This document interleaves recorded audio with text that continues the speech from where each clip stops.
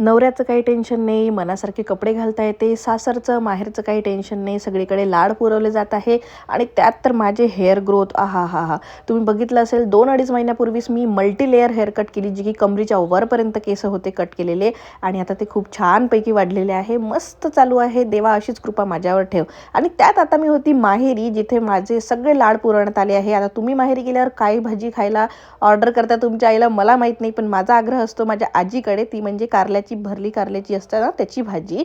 आणि आता तुम्हाला दाखवते की ती माझी आजी कशी बनवते. तर माझी आजी आहे 87 वर्षाची, पण तिचा जो एक इंटरेस्ट आहे ना कुकिंगमधला तो अजूनही गेला नाही आहे. तर सर्वात आधी जर कारले धुवून स्वच्छ करून बिया काढून घेते आणि त्याच्यानंतर ते उकळायला ठेवून द्यायची. ही कारले उकळत असतानाच त्यामध्ये मीठसुद्धा टाकून घ्यायचं, म्हणजे कारल्यांमध्ये आतपर्यंत मीठ चांगलं जाते. त्यानंतर स्टफिंग रेडी करूयात. तिळाचा भुरका घेतला आहे भाजलेल्या तिळांचा, त्याच्यामध्ये बेसिक जे मसाले आहे ते सगळे टाकायचे, थोडंफार मीठही टाकायचं आपल्या अंदाजानुसार, कारण की आपण आधीही मीठ घातलेलं आहे.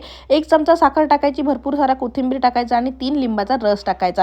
हे सगळं करता करता आपण बघू शकतो आता कारले पण 90% शिजलेले आहे, 100% नाही शिजू द्यायचे. आणि ही जी स्टफिंग आपण रेडी केली आहे ना, ही छानपैकी त्यामध्ये भरून घ्यायची. त्यानंतर बारी आहे आता तडका देण्याची. तर त्यासाठी हे बेसिक गोष्टी आहे त्या सांगतेच तुम्हाला. तर सगळ्यात पहिले तर तडका देताना जिरं, मोहरी आणि कांदा टाकून घ्यायचा, छानपैकी गोल्डन ब्राऊन होऊ द्यायचा, खूप जास्त नाही, थोडाफार होऊ द्यायचा. आणि त्याच्यामध्ये हे जे स्टफ केलेले आपण कारले रेडी ठेवले ना, ही आपल्याला टाकायची असते. पण त्याआधी आपल्याला लसूण अद्रकचा पेस्ट, त्यानंतर ठेचा थोडासा चवीनुसार तो टाकायचा आणि गुळाचं 2-3 खडे टाकून घ्यायचे. हे सर्व छानपैकी मिक्स झाल्यावर आपल्याला जी कारली होती स्टफ ती याच्यावर ठेवून द्यायची आहे, फक्त ठेवून द्यायची आहे, बिलकुल पलटवायची नाही.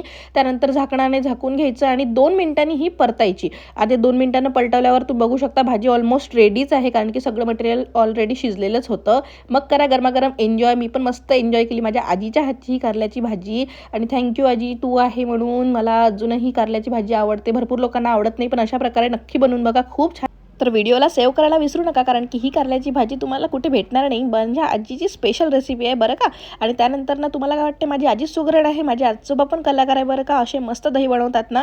तर तिकडे मी होती ना, तर कधीच आम्ही दही विकत घेतलं नाही, कारण की घरी म्हैशी वगैरे आहे, तर दूध असतंच. तर आजोबाच नेहमी दही बनवतात, कोमट दूध करून घेतात ते, जोपर्यंत त्याच्यात बोट टाकल्यावर गरम लागेल पण चटका लागणार नाही असं. आणि त्याच्यामध्ये 2 चमचे दही टाकून देतात, पण दही असं की आंबट जर असलं तर 1 चमचा आणि फिक्कं असलं तर 2 चमचा. आणि बिलकुल फेटाळत नाही, झाकून ठेवतात रात्रभर आणि दुसऱ्या दिवशी बघू शकता किती छान प्रकारे दही बनलेला आहे.